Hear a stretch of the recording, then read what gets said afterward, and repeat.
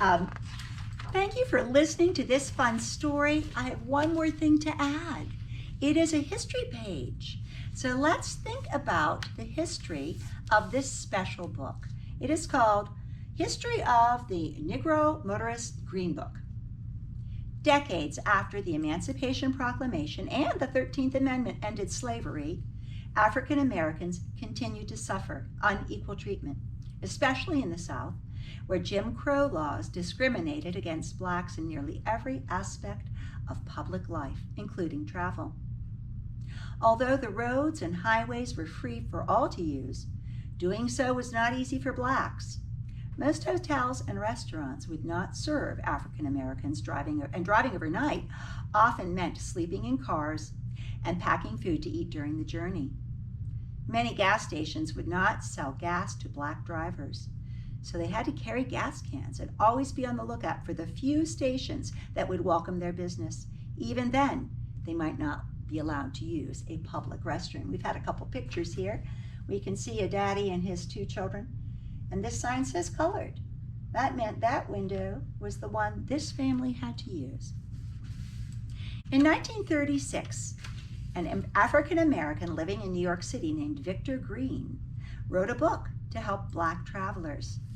He made a list of all the hotels, restaurants, gas stations, and businesses that would serve African Americans in his city. There was such high demand for this book that he decided his next edition would include other towns in other states as well. The Green Book was sold for a quarter, that's 25 cents, in 1940 at black-owned businesses and at Esso stations, which were among the only gas stations that sold to African Americans.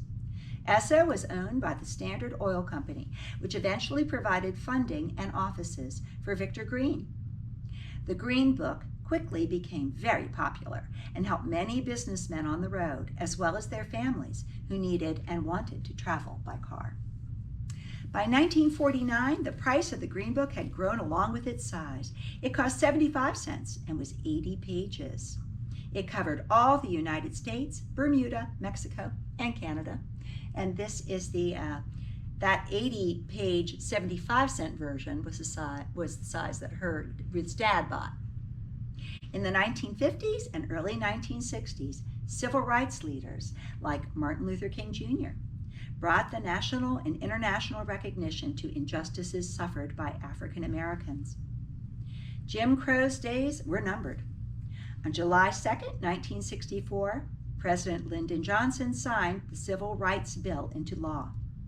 Among other things, this act made it illegal for hotels, restaurants, and gas stations to discriminate against customers. Victor Green published this final edition of the Green Book that same year in 1964. His lifelong dream to see African American travelers treated equally was finally a reality. And you can view a copy of the real Green Book if you wish. Thanks for paying careful attention to this lovely story. I hope that you hung with me all week as we looked at all the parts of the story and talked about important things. Bye.